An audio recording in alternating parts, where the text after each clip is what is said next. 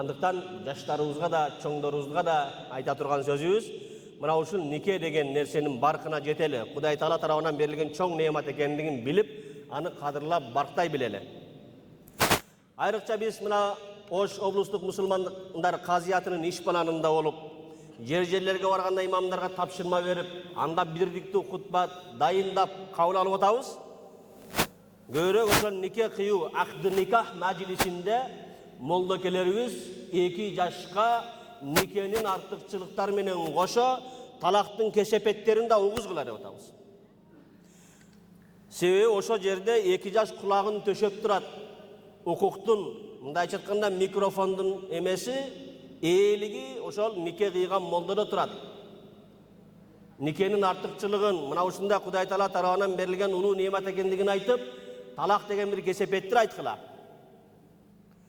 Ылайым Кудай Таала ушул 2 жашка бакыт берсин, бактылуу болгула, жакшы жашагыла.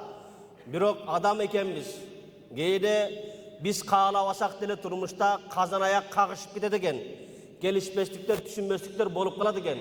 Ошондо күйөө бала сага айтарыбыз, миң ачууга алдырсаң да, мен эркекмин, ушундай десе менен мунун сазайын колго берген боломун, энесин таанытып койгон боломун деп шайтаний фикир келип, анан талакты айтып алып, өкүнүп калбагыла. Айтаарын айтып, дээрин деп алып, анан кылган иши туура эмес экендигин түшүнгөндө кеч болуп калып атат. Урматтуу эркектер, урматтуу инилер айрыкча, эми жаш үй бүлө кургандар, балким агалар деле баарыбызга эле тарбиялык мааниси бардыр. Ошондой үй бүлөдө кандайдыр бир келишпестиктер болуп калса, миң ачууга алдырсаңыз дагы эч качан талак деген сөздү оозго албаңыз. Абгадул халали илаллахи ат-талак. Пайгамбарыбыз ушунтип айтты. Уруксат берилген болсо дагы Кудай Таалага эң жийиркеничтүү болгон нерсе бул талак. Талак айтса арш титирет дейт. Көзүмө көрүнбө, мага арамсың, жогол, атаңдыкына кет деген каймана мааниде айтылган сөздөр менен деле ниетине карап талак түшүп калуу ыктымалдары болот туугандар. Качан ошондой келишпестик болгон учурда эркек киши деген үйүнөн чыгып кетсин. Сыртта анан жоро жолдоштору менен бир аз жооролонуп, чайхана кылып, палоо жеп, чай ичип келсе, ачуусу тараса жанагы желмогуз болгон аял кайра эле периште болуп калат көзүнө көрүнүп. Аялдарыбызга айтарыбыз, кыргызда бир сөз бар, таш түшкөн жеринде оор дейт. Ар бир кыз өз ата-энесинин колунда 18-20 жылдын төгөрөгүндө тарбияланып, анан башка бир үй бүлөгө келин болуп түшүп, ошо жерден түтүн булатып, ошо жерден өзүнүн кичи мамлекети болгон үй бүлө дегенди курап чыгат. Ылайым мына ушундай тагдыр ар бир кыздын бешенесине жазган болсун.